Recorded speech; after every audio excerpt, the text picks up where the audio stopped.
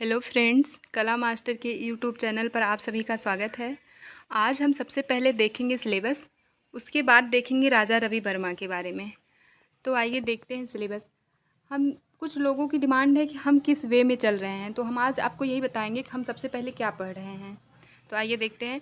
ये टीजीटी कला का सिलेबस है। इसमें जो है कुल 12 टॉपिक हैं। सबसे पहला टॉपिक कौन सा है? भारत के। इसमें कुल 12 टॉपिक हैं। पहला टॉपिक है भारत के प्रागैतिहासिक कला केंद्र। भारत के प्रागैतिहासिक कला केंद्र। पहला मिर्ज़ापुर, भीमबेटका, रायगढ़, बांदा, पंचमढ़ी, होशंगाबाद। देखिए यहाँ पर जो हर पॉइंट के आगे, हर टॉपिक के आगे आपको आदि इत्यादि मिलेगा। इसका मतलब ये है कि इसमें और भी टॉपिक हैं, जैसे कि प्रागैतिहासिक कला केंद्र इसमें जो दिया है वो तो है ही। इत्यादि का मतलब और भी जितने भी लगभग इम्पॉर्टेंट प्रागैतिहासिक कला केंद्र है उसको भी इसमें शामिल करना है। तो हम इस वे में चल रहे हैं जो सिलेबस में लिखा हुआ है, जैसे कि मिर्ज़ापुर, भीमबेटका, रायगढ़, बांदा, पंचमढ़ी, होशंगाबाद, उसको पहले देखेंगे क्योंकि इससे ज़्यादा प्रश्न पूछे जाने की संभावना रहती है। और हम लेकिन यहाँ से शुरुआत नहीं कर रहे हैं, हम पढ़ रहे हैं सबसे पहले क्या? आधुनिक कला। पहले हम पूरा शुरू से सिलेबस देख लेते हैं एक बार।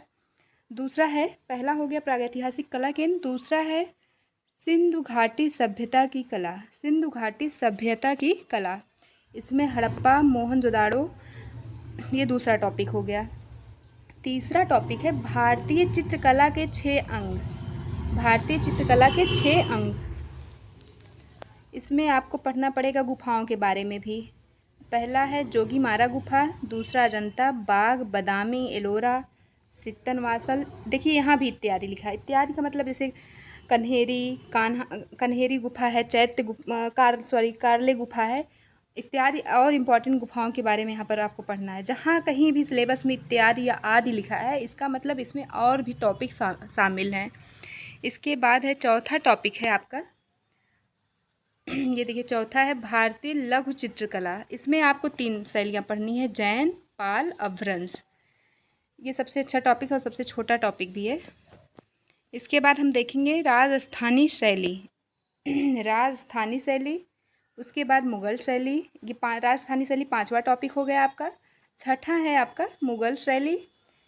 मुग़ल शैली में क्या देखेंगे? किसको किसको? अकबर को, जहांगीर को, शाहजहाँ को, औरंगज़ेब को। हमको मुग़ल शैली में इन्हीं चारों को पढ़ना है। फिर आपका आ गया पहाड़ी शैली। ये छठा टॉपिक हो गया, पहाड़ी शैली। फिर 7वां है आपका बंगाल शैली। 7वां क्या है? बंगाल शैली। और बंगाल शैली में उसके कलाकार जैसे कि अवनींद्र नाथ ठाकुर, नंदलाल बोस, असित कुमार हलदार, डीपी राय चौधरी, क्षितेंद्र नाथ मजूमदार। अब देखिए हम लोग ये वाला टॉपिक पूरा पढ़ चुके हैं। क्या? बंगाल शैली। हमारे यूट्यूब चैनल पर आपको यही पढ़ाया गया क्योंकि यहाँ से सबसे ज़्यादा प्रश्न पूछा जाता है। टोटल 125 क्वेश्चन में लगभग 20 से 25 क्वेश्चन यही इसी टॉपिक से रहता है, बंगाल शैली और उसके कलाकारों से। तो हम इसको पूरा पढ़ चुके हैं। देखिए ये बंगाल शैली मैंने पढ़ाया, उसके बाद आपको अवनींद्र नाथ ठाकुर को पढ़ाया गया, नंदलाल बोस, असित कुमार हलदार भी पढ़ चुके हैं, डीपी राय चौधरी को भी पढ़ चुके हैं, क्षितेंद्र नाथ मजूमदार को भी पढ़ चुके हैं। अब देखिए यहाँ भी इत्यादि लिखा है। इत्यादि में इसका मतलब इसमें और भी कलाकार हैं, लेकिन हमारा टारगेट ये है कि सबसे पहले जो सिलेबस में दिया गया है उसको हम पहले ख़त्म करेंगे, फिर हम इत्यादि आदि वाले पोर्शन पे आएंगे। तो आज हम पढ़ाएंगे समसामयिक चित्रकला। हम यहाँ से शुरू किए हैं बंगाल शैली से, यहाँ तक हम लोग का हो गया है क्षितेंद्र नाथ मजूमदार तक। आज हम शुरू करेंगे समसामयिक चित्रकला और उसके मुख्य कलाकार। मुख्य कलाकार में कौन किसका नाम सबसे पहले दिया है? राजा रवि वर्मा का। तो आज हम देखेंगे राजा रवि वर्मा के बारे में। सिलेबस को हम पूरा देख लेते हैं, उसके बाद राजा रवि वर्मा को देखते हैं। तो देखिए राजा रवि वर्मा के बाद रवींद्र नाथ ठाकुर को देखेंगे, फिर गगनेंद्र नाथ ठाकुर को देखेंगे, फिर यामिनी राय को देखेंगे, फिर अमृता शेरगिल को देखेंगे, फिर NS बेंदे को देखेंगे, फिर के हेब्बर को देखेंगे, फिर KS कुलकर्णी को देखेंगे, MF हुसैन को देखेंगे, फिर KH आरा को देखेंगे। यहाँ भी देखिए इत्यादि है। ये इत्यादि वाला जहाँ जहाँ इत्यादि लिखा है इसका मतलब है उसमें और भी टॉपिक पढ़ना है आपको, लेकिन हम लोग इत्यादि वाला पोर्शन तब देखेंगे जब इस सिलेबस में जितने भी शब्द लिखे गए हैं उसको पूरा पढ़ लेंगे, उसके बाद हम इत्यादि पे आएंगे।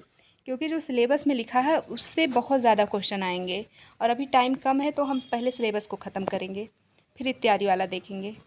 तो अब शायद आपको समझ में आ गया होगा कि हम किस वे में चल रहे हैं। एक बार हम आपको फिर से बता देते हैं। हम बंगाल शैली से चल रहे हैं, यानी कि आधुनिक चित्रकला से पढ़ रहे हैं।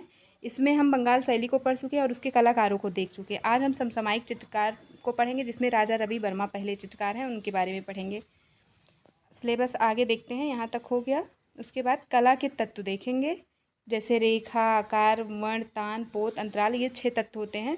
फिर चित्र संयोजन के सिद्धांत है। चित्र संयोजन के सिद्धांत जैसे सहयोग, सामंजस्य, संतुलन, प्रभाव, वितलय, अनुपात, परिप्रेक्ष्य और उसका चित्रकला में महत्व।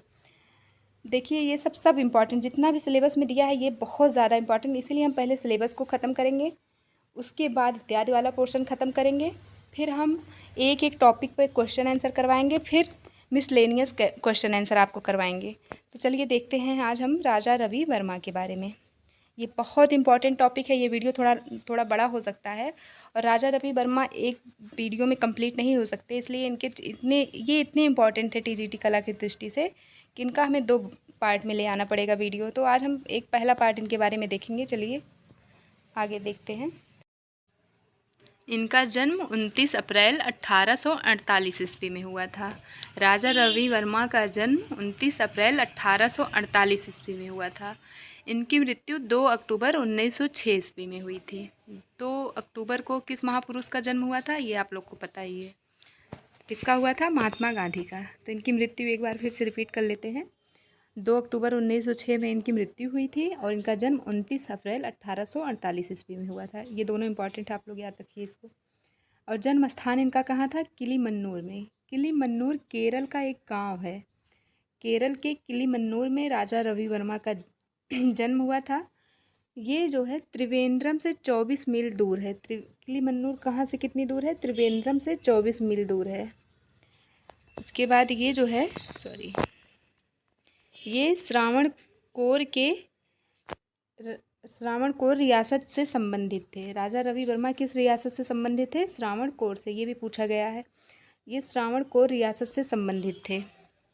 इनका विवाह किससे हुआ था? इनका विवाह पुरोत्ता लीलान से हुआ था। इनका विवाह किससे हुआ था? पुरोत्ता लीनाल से हुआ था। 1866 ईस्वी में इनकी शादी हुई थी पुरोत्ता लीनाल से।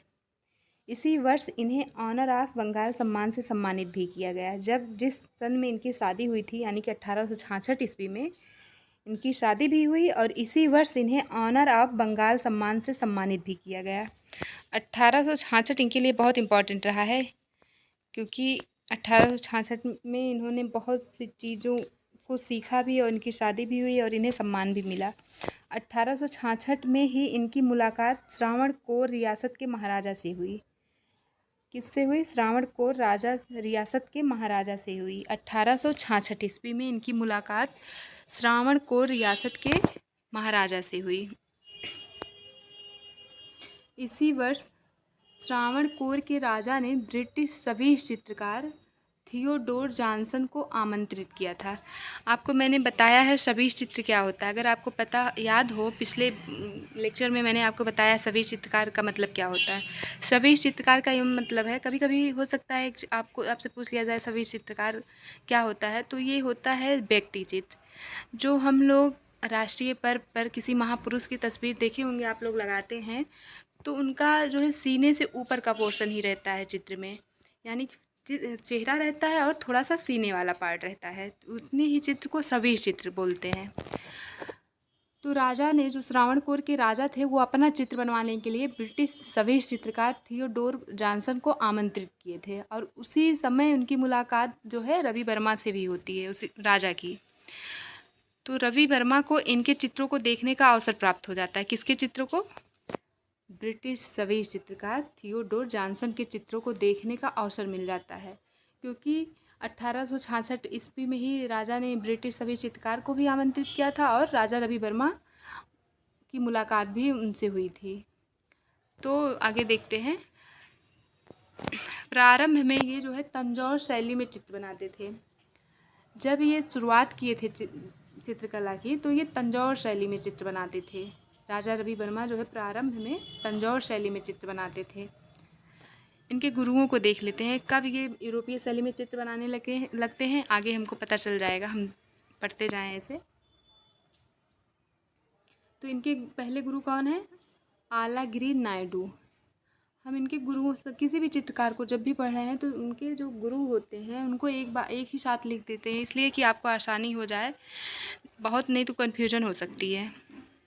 तो इनके पहले गुरु कौन है? आलागिरी नायडू, जिससे इन्होंने क्या सीखा? तंजौर शैली। ये देखिए, प्रारंभ में तंजौर शैली में चित्र बनाते थे राजा रवि वर्मा, और इनके गुरु कौन थे तंजौर शैली के? आलागिरी नायडू। दूसरे गुरु कौन है? रामास्वामी नायडू। ये राजकीय चित्रकार थे। ये राजकीय चित्रकार थे जो कि राजा रवि वर्मा के गुरु बने। और तीसरे गुरु इनके हैं थियोडोर जॉनसन, जिससे इन्होंने यूरोपीय कला की शिक्षा ली। थियोडोर जॉनसन से इन्होंने यूरोपीय कला की शिक्षा ली। अब देखिए, जब ये श्रावणकोर रियासत में मिलते हैं थियोडोर जॉनसन से, उसके बाद ये यूरोपीय कला में चित्र बनाने लगते हैं। इसके पहले किस में बनाते थे? तंजौर शैली में। एक सेकेंड। हाँ, देखिए, इनकी पहली प्रदर्शनी जो है 1873 ईस्वी मद्रास में लगती है। इनकी प्रथम प्रदर्शनी 1873 ईस्वी मद्रास में लगती है, और ये वहाँ पर चेसमेट के आमंत्रण पर गए थे। जो ये प्रदर्शनी लगती है, ये शिल्प प्रदर्शनी वहाँ पर थी एक, पहले से वहाँ एक शिल्पशाला थी मद्रास में, उसके अध्यक्ष थे ये। चेसमेट जो है उसके अध्यक्ष थे उस समय, चेसमेट। और इन्होंने राजा रवि वर्मा को आमंत्रित किया था प्रदर्शनी लगाने के लिए। तो ये पूछा भी गया है एग्जाम में। पहली प्रदर्शनी राजा रवि वर्मा की 1873 ईस्वी में मद्रास में लगती है, और ये वहाँ पर चेसमेट के आमंत्रण पर गए थे। तो यहाँ पर इन्होंने नायर महिला बालों में चमेली का हार गूंथते हुए नामक चित्र प्रदर्शित किया। इस प्रदर्शनी में जो है राजा रवि वर्मा ने नायर महिला जो चित्र बनाया था उसका नाम नायर महिला था, बालों में चमेली का हार गूंथ रही है, उसका चित्र इन्होंने उस प्रदर्शनी में प्रदर्शित किया। कौन सा चित्र? नायर महिला बालों में चमेली का हार गूंथते हुए। अब देखिए, इस चित्र पर गवर्नर जनरल का इनको स्वर्ण पदक प्राप्त हुआ था। कौन से चित्र पर? नायर महिला बालों में चमेली का हार जो गूंथ रही, उसी चित्र पर इनको क्या क्या मिला देखिए। इस चित्र पर गवर्नर जनरल का स्वर्ण पदक प्राप्त हुआ, और इसको इन्होंने 25 वर्ष की अवस्था में बनाया था। नायर महिला बालों में चमेली का हार गूंथते हुए। इससे आपके पास 3 से 4 फैक्ट बन रहे हैं। पहला फैक्ट है 1873 ईस्वी में जो प्रदर्शनी लगती है मद्रास में, वहाँ इसको प्रदर्शित करते हैं इस चित्र को। दूसरा है नायर महिला बालों में चमेली का हार गूंथते हुए, इस पर स्वर्ण पदक प्राप्त होता है गवर्नर जनरल के द्वारा, और इसको इन्होंने 25 वर्ष की अवस्था में बनाया था। इसके आगे देखते हैं राजा रवि वर्मा के चित्रण विधान को देखते हैं। इनका चित्रण विधान कैसा था? देखिए, भारत में तैल चित्र अपनाने वाले ये प्रथम भारतीय चित्रकार थे। चित्रण विधान जो इनका था, तैल चित्र में ये चित्र बनाने वाले, इसको अपनाने वाले ये प्रथम भारतीय चित्रकार बने। दूसरा है, इनके चित्र यथार्थवादी शैली से प्रभावित थे। चित्रण विधान में की विशेषताओं में देखिए इनका, पहला है भारत में तैल चित्र अपनाने वाले ये प्रथम भारतीय बने। दूसरा है, इनके चित्र यथार्थवादी शैली से प्रभावित थे, इसीलिए इनको यथार्थवादी कलाकारों की श्रेणी में रखा गया, क्योंकि इनके चित्र जो है यथार्थवादी शैली से प्रभावित हुए। ये यथार्थवाद, नवशास्त्रवाद, इसमें आपको ये शब्द जो मिल रहे हैं ये सब आपको पश्चात कला में बताएंगे हम। अभी इसको ऐसे ही देख लीजिए, पढ़ लीजिए।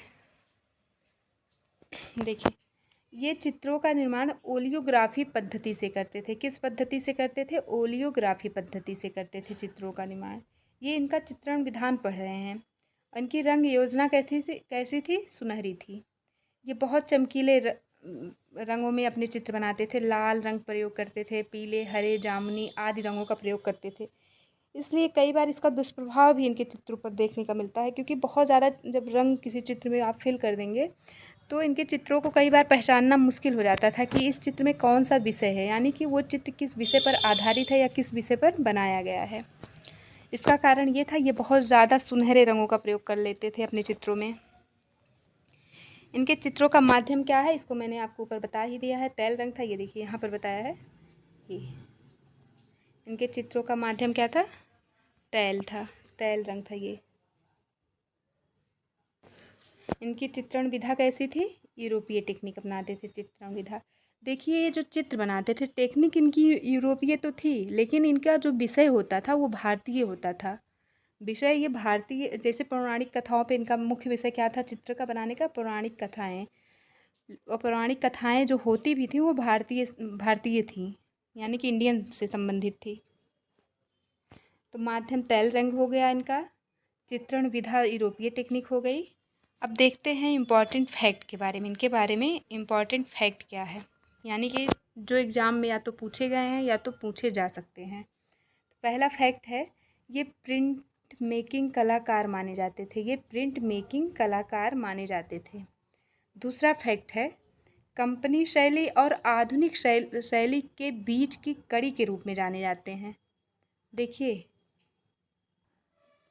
कंपनी शैली जब मुग़ल शैली का पतन हो रहा था, या आप कह सकते पतन हो गया था, जो कुछ स्थानीय शैलियाँ उस समय क्षेत्रों में फैली हुई थी, तो उनमें जो उन स्थानीय शैलियों में जो यूरोपीय शैली का प्रभाव पड़ा, उसी को कंपनी शैली कहा गया।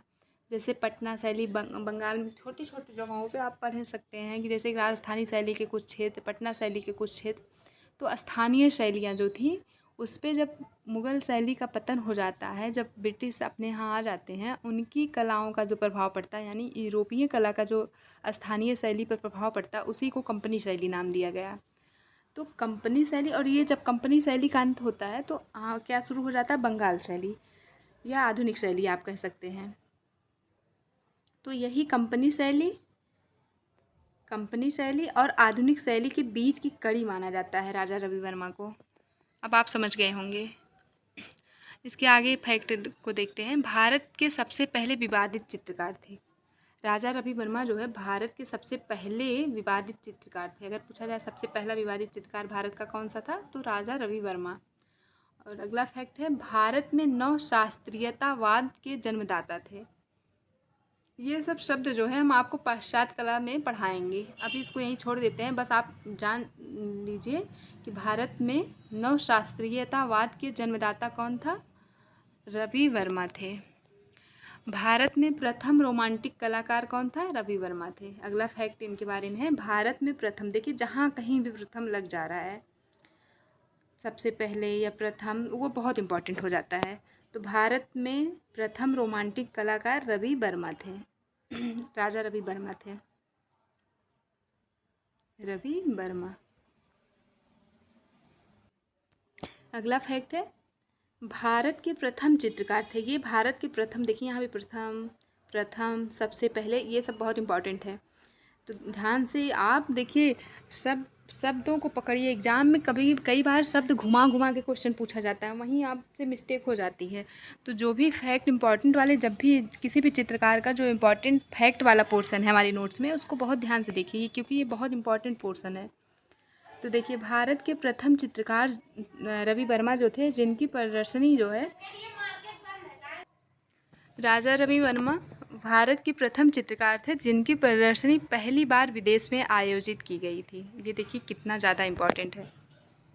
भारत के पहले चित्रकार थे जिनकी प्रदर्शनी विदेश में आयोजित की गई। और कहाँ, विदेश में कहाँ आयोजित की गई, शिकागो में। और ये स्वामी विवेकानंद के सहयोग से शिकागो में आयोजित की गई। भारत के प्रथम चित्रकार थे जिनकी प्रदर्शनी जो है पहली बार विदेश में आयोजित की गई, शिकागो में, विवेकानंद के सहयोग से। नेक्स्ट फैक्ट, सर्वप्रथम स्वर्ग तथा नरक के दृश्यों का चित्रण किया। राजा रवि वर्मा ने सर्वप्रथम दिखाया कि स्वर्ग कैसा होता है और नरक कैसा होता है, उसको अपने चित्रों के माध्यम से दिखाया। रंग रसिया जो है, इनके ऊपर फिल्म बनी थी, डॉक्यूमेंट्री फिल्म बनी थी रंग रसिया नाम से। इसके निर्देशक कौन थे, केतन मेहता थे। ये 2008 में बनी थी, रंग रसिया, निर्देशक केतन मेहता थे। अब देखते हैं इनके ऊपर आरोप क्या क्या लगाया गया है। आरोप लगे हैं राजा रवि वर्मा के ऊपर, इनकी कला में काव्यात्मकता का अभाव रहता था। काव्यात्मकता का अभाव रहता था। इसको किसने कहा, ईवी हैवल ने इनके ऊपर आरोप लगाया कि इनकी कला में काव्यात्मकता का अभाव रहता था। दूसरा आरोप इनके ऊपर किसने लगाया? डॉक्टर आनंद कुमार स्वामी। ये क्या कहते हैं कि इनके चित्रों के रंग इतने हल्के होते थे कि कई बार इनके विषय को समझ पाना मुश्किल होता था। देखिए, ये आरोप लगा रहे हैं कि इनके इतने हल्के होते थे, और हम इसके पहले पढ़ चुके हैं कि इतने सुनहरे कलर यूज करते थे कि इनके चित्रों को पहचान पाना मुश्किल होता था। सॉरी, चित्रों को नहीं, चित्र के विषय को पहचान पाना मुश्किल होता था। विषय का मतलब कि वो चित्र किस पे बना है, किस विषय पर बना है। तो यही आरोप लगा रहे हैं डॉक्टर आनंद कुमार स्वामी कि इनके चित्र के रंग इतने हल्के होते थे, कई बार इनके चित्र के विषय को समझ पाना मुश्किल हो जाता था। अगला आरोप यही लगा रहे हैं फिर से कि राजा रवि वर्मा अपनी कला जो है राजघरानाओं व हवेलियों से बाहर नहीं ले जा सके। ना तो उनकी कला जन साधारण को प्रभावित कर सकी और ना ही वो उससे प्रेरित हो सके। इनका कहना है आनंद कुमार स्वामी का राजा रवि वर्मा की कला के बारे में कि राजा रवि वर्मा की जो कला थी वो राजघरानों व हवेलियों से बाहर नहीं निकल सकी, यानी कि वहीं तक सीमित रह गई। ना जन साधारण ना तो उनकी कला से परिचित हुआ और ना ही प्रेरित। के आगे देखते हैं।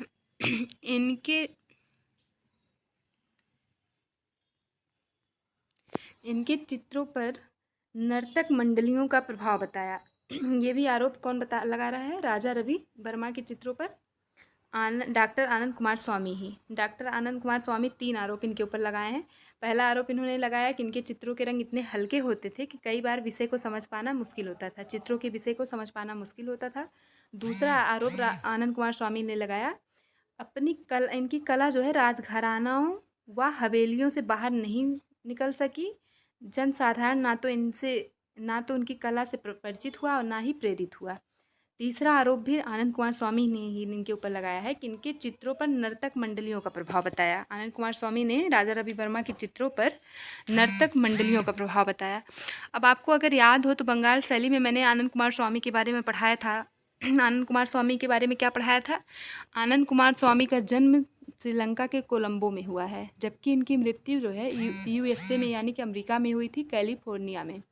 लेकिन इम्पॉर्टेंट क्या है? जन्म मृत्यु इनकी इम्पॉर्टेंट तो है ही, सबसे ज़्यादा इम्पॉर्टेंट ये है, अगर आपको याद होगा तो बंगाल शैली के प्रचार प्रसार में इन्होंने बहुत योगदान दिया था। मैंने आपको बताया है इनके बारे में, बंगाल शैली का वीडियो आप लोग देखेंगे तो आप लोग को मिल जाएगा। अब देखते हैं अगला आरोप किसने लगाया इनके ऊपर। अगला आरोप इनके ऊपर लगाया, इनके चित्रों को विक्टोरियन इंडियन कहा। किसने? जया अप्पा स्वामी जी ने। देखिए, कई बार आपके एग्जाम में हो सकता है स्वामी जी ही कुमार स्वामी या अप्पा स्वामी, दोनों में अंतर आप लोग देख लीजिए। एक डॉक्टर आनंद कुमार स्वामी है और दूसरे कौन है? जया अप्पा स्वामी। जया अप्पा स्वामी का बहुत यूनिक आरोप है कि इन्होंने इनके चित्रों को विक्टोरियन इंडियन कहा। ये तो याद हो जाएगा आसानी से।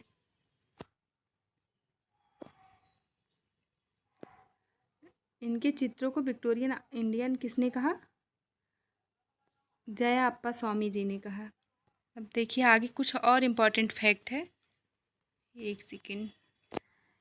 देखिए, 1880 ईस्वी में राजा रवि वर्मा के इसी चित्र पर, नायर महिला वाले चित्र पर, पुणे में गायकवाड़ स्वर्ण पदक प्राप्त हुआ। अभी आपको अगर याद होगा, मैंने ऊपर पढ़ाया आपको कि नायर महिला जो बालों में माला गूँथ रही है, उस पर गवर्नर जनरल का इनको स्वर्ण पदक भी मिला। और 1873 में मद्रास का मतलब चेन्नई में जो प्रदर्शनी लगी थी, जिसमें इनको चेसमेट ने आमंत्रित किया था, उसमें जो इन्होंने अपना